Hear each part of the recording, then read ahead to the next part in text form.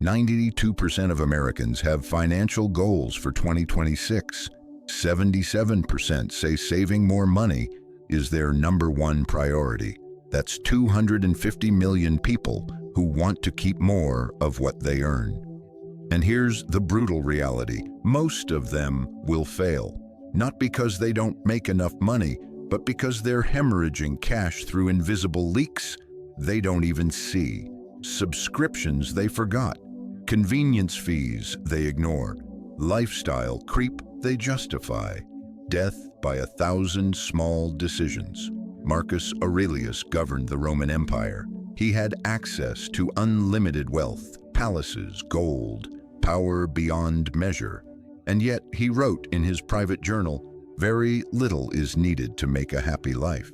It is all within yourself, in your way of thinking." The most powerful man in the ancient world understood something modern people have forgotten. Financial discipline is not about how much you earn. It's about mastering your relationship with money, about controlling your judgments, not your income. Today, I'm going to show you Marcus Aurelius's guide to financial discipline, the Stoic system that makes saving automatic, spending intentional, and freedom inevitable. Let's start with the principle that changes everything.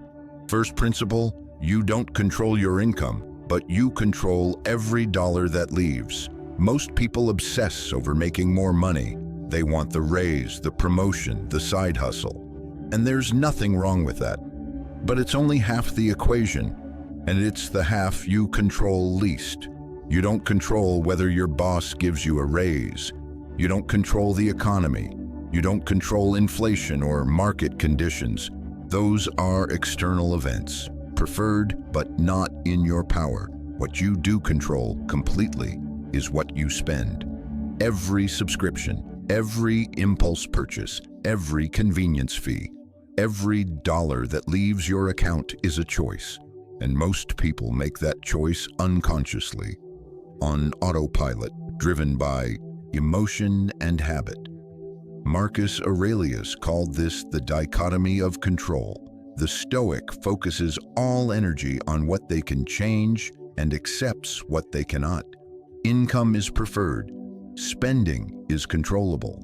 Here's how you apply it. Stop tracking how much you make. Start tracking how much you keep. Your goal is not to earn six figures. Your goal is to widen the gap between earning and spending. That gap is your power. That gap is your freedom. A person earning $50,000 who keeps $20,000 has more freedom than a person earning $200,000 who keeps $5,000. The income is external. The discipline is internal. Focus on what you control. Second principle, wealth is ruined by slow leaks, not disasters.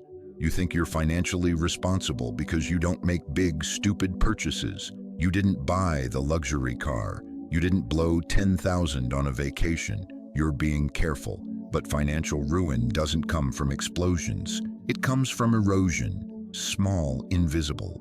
Leaks that drain your wealth every single month without you noticing. The $14 subscription you signed up for 2 years ago and forgot. The convenience fee on every delivery. The buy now pay later purchases that felt harmless but compound into debt. The daily coffee you justify because it's only $5. The idle cash sitting in a checking account earning nothing while inflation eats it. Individually, none of these matter. Collectively, they're stealing your future. A $5 daily coffee is $150 per month, $1,800 per year. Over 10 years, that's $18,000, not counting the compound growth you lost by not investing it. The Stoics called this stewardship. You're not the owner of your money, you're the steward. And a good steward plugs leaks before they sink the ship. Here's your first action. Audit every expense from the last 3 months. Every single transaction, not to shame yourself, to see reality. Highlight anything you didn't consciously decide to spend. Subscriptions, fees, impulse buys. That's the leak. Now plug it. Cancel every subscription you don't use weekly, not monthly, weekly. If you haven't opened the app in 7 days, you don't need it. Set calendar reminders to review subscriptions every quarter. This single action saves the average person $40 to $60 per month. $700 per year. Money you earned, but were giving away unconsciously. Third principle: automate discipline, eliminate decisions. Here's why you fail to save. Every time you get paid, you have to decide how much to save. And your brain, which craves immediate pleasure, will always find a reason to save less. Rent is high. You had an unexpected expense. You deserve a treat. You'll save more next month. Decisions drain willpower, and willpower is a finite resource. The Stoics knew this. They didn't rely on daily virtue. They built systems that made virtue automatic. Marcus didn't wake up each day and decide whether to be just. Justice was the system, built into every choice, every structure, every routine. Your money needs the same. Pay yourself first, not as advice, as a non-negotiable rule. The moment your paycheck hits, 20% moves automatically into savings.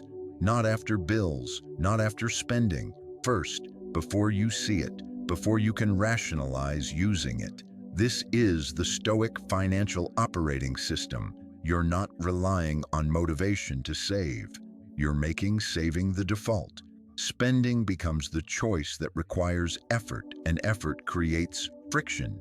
Friction protects your future. Set up 3 accounts. Account 1, essentials, rent, utilities, groceries, insurance, 50% of income. Account 2, financial goals, savings, investments, debt payoff, 20% automated, untouchable. Account 3, discretionary, everything else, 30%. This is your life, your joy, your freedom to spend guilt-free. The system removes the decision.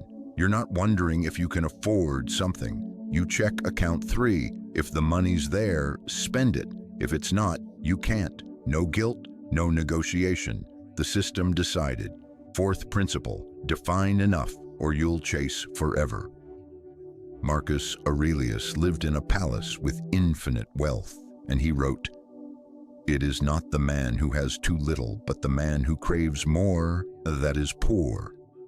Here's the trap that destroys financial discipline. You don't know what enough is, so you're always chasing more. More income, more things, more status. The goalpost moves every time you get close. You think you need 100,000 to feel secure. You hit it, and suddenly you need 150. You get that, and now it's 200. This is lifestyle creep, and it's why people earning 6 figures are just as stressed as people earning 40,000. Because wealth is not a number, it's a state of mind. And if you never define enough, you'll always feel poor. The Stoics practiced defining sufficiency. What do I actually need for a good life? Not a perfect life, a good one. Health, shelter, meaningful work, relationships, some freedom, some joy. Write that list. Now calculate the cost. That's your enough number. For most people, it's far less than they think. Once you hit enough, every dollar beyond that is freedom. You can save it, invest it, give it away, but you're no longer desperate for it. And desperation is what makes you a slave to money. Marcus had enough at birth, but he still lived with discipline, because enough isn't about the number. It's about the relationship. You control money. It doesn't control you.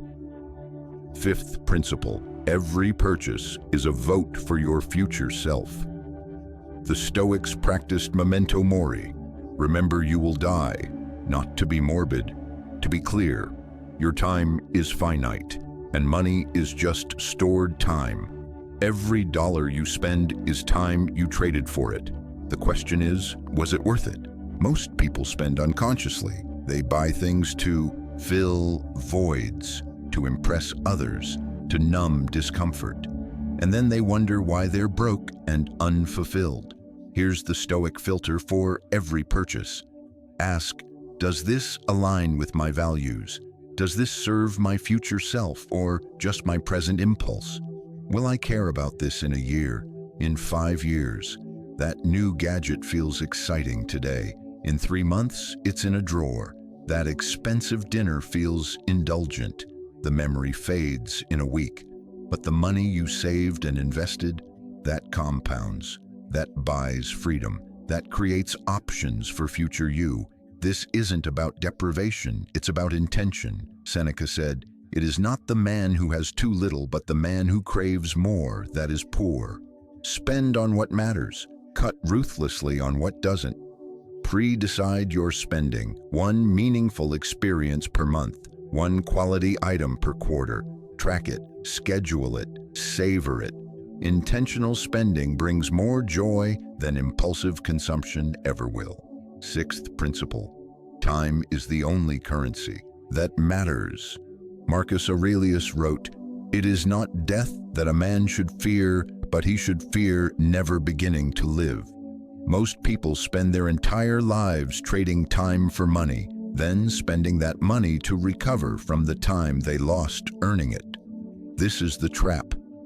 You work a job you tolerate to earn money to buy things you don't need to impress people you don't like, and you tell yourself you'll be happy when you earn more. When you retire. Someday. The Stoics would call this insanity. The only wealth that matters is time. And time is the one asset you can never get back. Here's how financial discipline creates time freedom. Every dollar you save is a dollar you don't need to earn again. Every month of expenses you have saved is a month you could survive without income. That's not just money, that's power. That's the ability to say no, to walk away, to choose meaning over money. Calculate your freedom number. How many months of expenses do you have saved? 3, 6, 12? Each month is 1 more month of freedom. 1 more month where you don't need to tolerate a bad job, a toxic boss, or a life you hate. Financial discipline is not about being cheap. It's about buying back your time, your autonomy, your ability to live on your terms. Marcus governed an empire, but he knew the only thing he truly owned was his time and his choices. Everything else was borrowed. 7th principle, legacy is capacity, not cash. Most people think they should leave money to their children. Marcus Aurelius thought differently. He wrote, "Waste no more time arguing about what a good man should be. Be one." The greatest gift you can give is not wealth. It's the capacity to create it. Discipline, resourcefulness, the ability to live below your means, the wisdom to distinguish between need and want. These are the skills that create generational wealth, not the money itself. If you teach your children to spend everything they earn, no inheritance will save them. They'll burn through it in years. But if you teach them to save, invest, and live with discipline, they'll build wealth regardless of what you leave. Your legacy is not your bank account, it's your character. Are you someone who controls their impulses, who lives with intention, who values freedom over status? That's what gets passed down. That's what lasts. Here's the truth nobody wants to hear. You don't have a money problem, you have a discipline problem. And discipline is not about restriction. It's about alignment, about making your spending reflect your values, about controlling your judgments instead of being controlled by them. 77% of Americans want to save more in 2026. Competing financial priorities will derail most of them, not because saving is hard, but because they're making it a decision instead of a system. They're relying on willpower instead of automation. They're chasing more instead of defining enough. Marcus Aurelius had infinite wealth and chose simplicity, not because he had to, because he understood that the man who needs less is richer than the man who has more. You don't need a higher income, you need a better system. Automate your savings, audit your leaks, define your enough, filter your purchases through values, optimize for time, not money, build capacity, not just cash. This is not theory, this is what works. The Stoics proved it for 2,000 years, and it's more relevant now than ever. Your financial discipline starts with one choice. This dollar serves my future or it's gone forever. Choose wisely. Choose with intention. Choose like the Stoic you're becoming. Make it count.